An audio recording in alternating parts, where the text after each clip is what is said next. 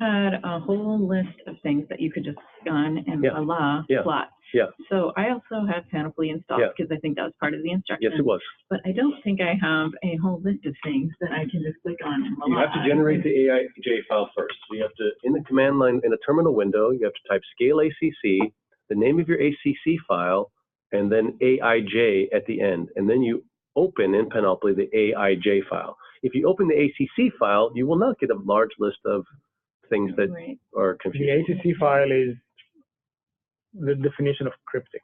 It's machinery that will not. Yes, machinery. So you have to generate the AIJ file or one of the other diagnostic output files with that scale ACC command. And that you cannot use the AIJ. Creates the directory full of these things. No, it just creates a file. It creates one file, an AIJ file, and then you use Panoply to open that, and then you will see all the options in there. I can do it again. Got it. Can you stop sharing? I think I blinked during that. It's okay. No, we can do it. That's what we're here for. That's why I want to keep things simple. Okay, let's see here. Yeah, so you need to do it once per file. Okay. Okay, yeah. So here, again, everybody else. It's good because these tutorials take a long time.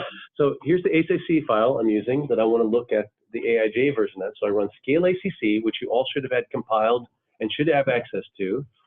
AIJ. So I add the AIJ. And it says processing AIJ, and then I can open that newly created AIJ version of the ACC file.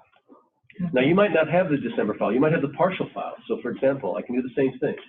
LACC partial